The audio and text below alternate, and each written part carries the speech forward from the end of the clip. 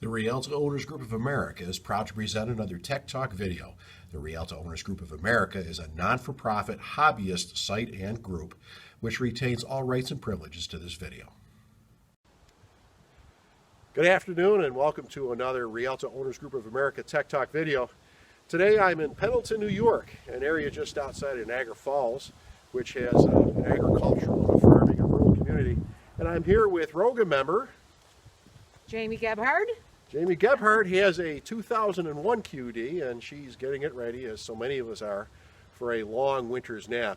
Rather reluctantly, of course. Absolutely. I don't like to put her to rest for very long, so. Now, you've started some of the winterization already. We've been having some discussions online, but Jamie was kind enough to invite me out to kind of shadow her and as she goes through her first winterization for her Rialta.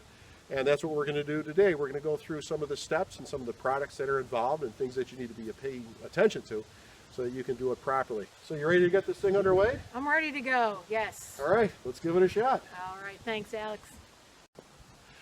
Well, we're out here in Pendleton, New York with Jamie, who's starting the winterization process on her 2001 Rialta QD. At the front end, we have to do things like check the condition of the antifreeze that's in the motor itself. And we want to make sure the batteries and the belts and everything are in decent condition. We don't want to start it up in the springtime or have to start it during the wintertime and have a belt suddenly break, because that's not the right time to find that out. So we're going to examine the different mechanisms that are underneath the hood here. We're going to check the quality of the antifreeze, which is what Jamie's doing right now. We're going to take a look at the batteries and make sure that the fluid in the batteries is up to the point where it needs to be if it's not a maintenance-free battery. And topping off all these, and then we're going to take a look at a couple little chargers and things that we have. So when we tuck it away in storage, we can make sure that the batteries are looked at. So Jamie has a maintenance-free type battery that doesn't have the caps on it where you need to refill the fluid. If you happen to have a battery that requires fluid added to it, you want to make sure that you're using distilled water, not spring water, not purified water, not filtered water, not Poland Spring. But actually distilled water, which is available for less than $1 a gallon at your grocery stores and the various large box stores. Hers is maintenance free in this case, so we're going to presume that the sealed battery is at its levels at this time, unless we're showing something else. But go ahead and show them what you picked up here. She had been talking with Mark Walker, and Mark Walker was able to steer her toward the right trickle chargers to use for storage. The first one here, which one is this now? This is the battery minder with smart technology. It's the charger, the maintainer, and the desulfator. And then in addition to purchasing that, I bought the ring terminals, quick disconnect, so that I can leave this part on in the spring when I take the battery minder off, and then just rehook it up quickly. Yep. So. And this works out really well. This is sometimes referred to as a pigtail. She'll be able to connect this to the terminals on the battery and run it up through the front or down through below so that she can close the hood in the wintertime. You remember that you always want a little bit of ventilation when a battery is charging, because even the sealed maintenance-free batteries do a little bit of off-gassing. So we'll talk more about that when we take a look at the coach batteries inside. But just so you know, there's a lot of different brands out here, but these ones have been pretty reliable for the Rialta owners. If you have any specific questions on these, you can shoot a text off to Mark Walker or Brad Downs or myself, and we'll try to steer you in the right direction if these particular products aren't available in your area. So we'll get these connected up and get these ready to maintain this. What we've done so far is we've checked the quality of the antifreeze for the engine that's here. We verified the battery's maintenance-free. If it was not maintenance-free, we would have added the distilled water. The oils and the other fluids are up to where they need to be, and they're clean from debris and so forth. So we're going to connect these up so they're ready to plug in to a shoreline for charging, and then we'll continue on with the process from there. We're inside the main cabin right now, and we're looking at the coach batteries. And Jamie has taken the top off of the batteries to check the levels of the fluid. And you want to make sure that that fluid level is just up to the bottom of those funnels or any manufacturer's mark that might be on there. So if she had needed to add water to it, you absolutely can only use distilled water. Believe it or not, if you have a dehumidifier running in your house, that water byproduct that comes from the dehumidification is distilled water, and it's the best thing to use in your batteries. In this case, your levels are all up, so we're going to get ready to start hooking up the trickle charger that she's going to have on for the winter. All right, Jamie has already gone ahead and checked the fluid levels in the batteries. and she's added the distilled water in a cell that needed it. And now she's getting ready to hook up these chargers for the first time. She does have a trickle charger that is a desulfator, and she has pigtails that can be put onto here. But if you don't have the pigtails, there are clips that come with most of the chargers where you can connect the battery up. Now remember, this is a 12-volt system, so the way that it's wired, they're not done in a loop series, they're done direct. So two 12-volt batteries don't equal 24, it's still 12 volts, so the 12-volt regular car charger will work. The black clip would go on the negative side of a battery, and you always connect negative first before positive. And in this case, there's quite a bit of lubrication that's on there that she would probably wipe off if she was going to use this system, but she's actually going to be putting the pigtails on. But they would be connected in the same manner. The pigtails are marked, and you put them on the positive and the negative, connect them according to the manufacturer's instructions that's on the box, and then plug them into a Shoreline. Some people do plug them into the outlets on board the Rialta because they're plugging in the Shoreline, and that is their preference. It's my own personal preference. I prefer a separate Shoreline, just in case there's a defect in something or something that goes wrong with the wiring on board the Rialta while it's in storage.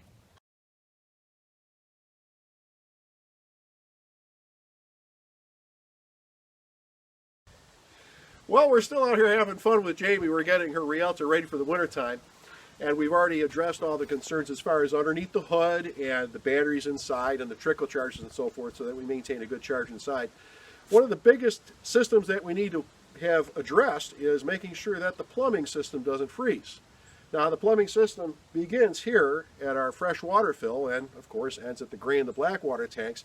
But when we're doing the winterization, we need to start backwards to forwards on this. The first thing we need to do is get this to a station and make sure that we completely empty the black water and the gray water tanks. Now, before you go to do that, go ahead and pour some extra clear water down into the black water tank and the gray water tank through the appropriate drains inside, so that as you're driving to the dump station, you're agitating any debris that might be in the bottom so that you can get those things completely emptied out. And you went ahead, you've already done that. Yes. The tanks are clear, there was nothing left in it. Well, now what we need to do is we're going to use the potable antifreeze because we're going into our drinking water system. And what do you have here, Jamie? This is Staybill RV and Marine Premium Antifreeze, the potable antifreeze. Okay, and the reason it's potable is we don't want to use regular antifreeze. Obviously, this is water that we're going to use for our cooking and our hands and whatever else, drinking, whatever it may be. So she has put together a great little funnel attachment to help put these things in. Now, if you're talking about maybe a 20-gallon tank, you want to try to fill it about 25% to get the best productive use out of your winterization. She's already added this in at this point in time, and once it's inside the freshwater tank, then we begin the process going through the systems inside. We're going to talk about that from inside. We're inside the Rialta right now, and Jamie's about to run the water through the system. The pump is turned on. The tank obviously has some of the potable antifreeze inside, and she's going to start with the cold water side, and she's going to open up the tap until she starts to have some of that flow through. Now remember, the system was completely drained before we started this process, so when it comes through, that antifreeze itself, we'll know that it is actually inside the system. Right now it's pushing some airspace that's out, and then it starts to produce the antifreeze, and as soon as it's in there, we know it's in there, and we can move on to the next step in the process. You can see here that the potable antifreeze is starting to flow through. It's pink in color, so we know that it's not been diluted with water that's been left in the system. We're going to let it run up to a certain point so we know that the water lines have been charged with this, so anything left in it is actually going to be the potable antifreeze. Okay, we've actually got the potable antifreeze has been running through the cold water system. Now it's running through the hot system, and it's coming through with the original pink color, so we know that it hasn't been diluted. So we know that it's in the tank, we know it's in the pump, we know it's in the feed lines, we know it's in the faucets. What we're going to do at this point now is we'll shut off the faucets where it's at, and we'll turn off the pump. And this is after we've done the kitchen faucet, the bath faucet. Don't forget the exterior shower outdoors if your model happens to have that as well. And what we're going to do is we're going to pour that antifreeze down into the trap so that any water that might be left down there that would have been trapped inside has that antifreeze property as well, so that we don't have a freeze out. Now you've already done this faucet, you've done the bathroom. Yes. Did you take care of the shower outside? I did. Okay. I did, indeed. So at this point, what we have is we have run some into the buckets. We've run some through the faucets and so forth. We want to make sure we get a little bit down into the tanks. A couple of things to remember now. Make sure that you're not turning on the backup power source for your water heater at any given time before you flush this system in the spring, because you don't want to be heating up those chemicals inside. There shouldn't be any adverse reactions from it, but it was never intended to be a system that boiled up chemicals. We'll get that flushed in the spring before that goes on. We're going to get some of the material down into the gray water tank and the black water tank, and just for good measure, we're going to drain some of that off when we're at a dump station somewhere, just to make sure that we run it down to where any water might pond and any ridges or edges down through that discharge port. Don't forget, you have to run all the systems through to make sure that there is the potable antifreeze through all the systems.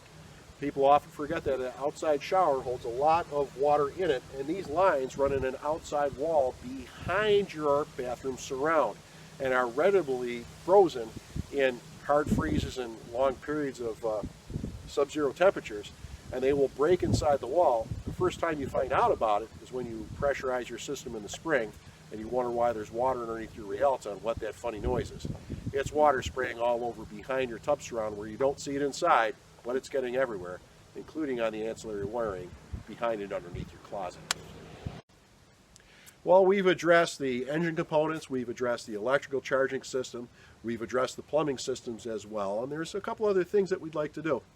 In the wintertime, the humidity is drawn completely out of the air. It obviously is because it freezes, so it's nothing but dry air. That's also the reason why our noses dry out, why our skin dries out, and why it cracks.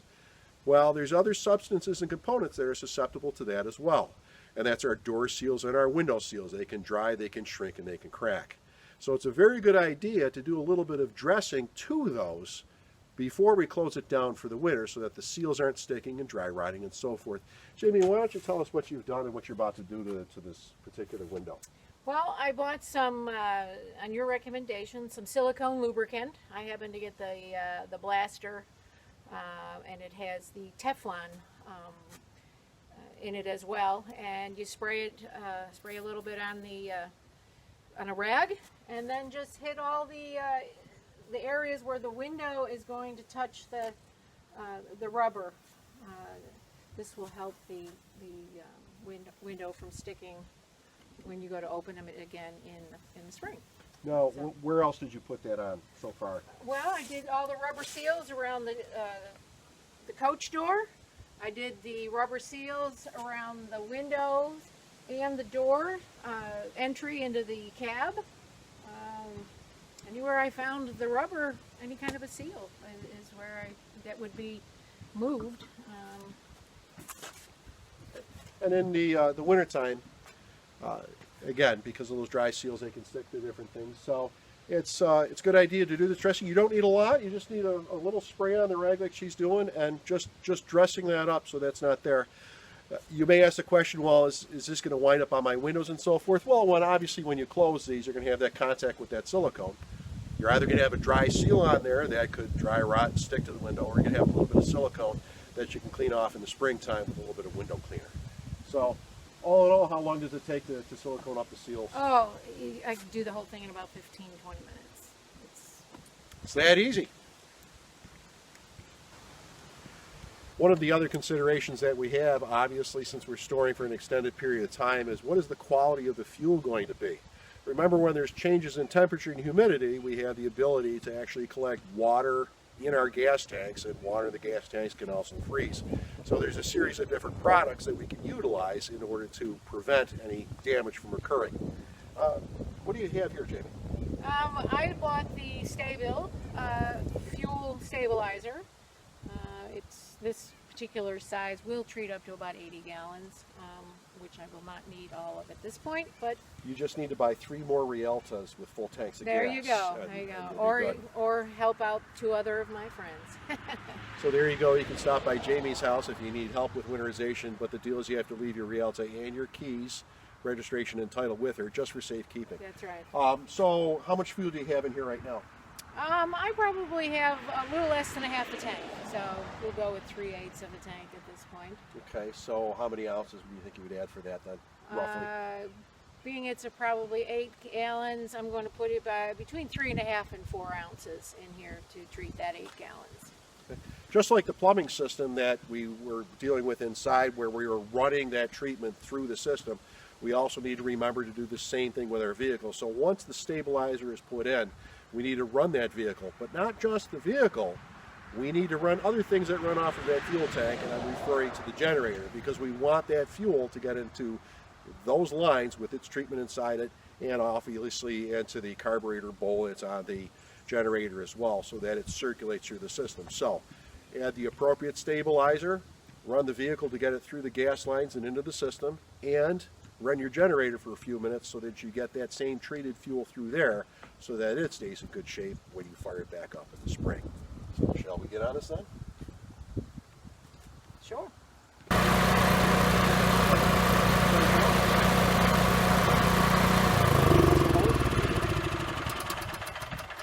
So we finished treating the fuel and we've gotten it run through the generator system.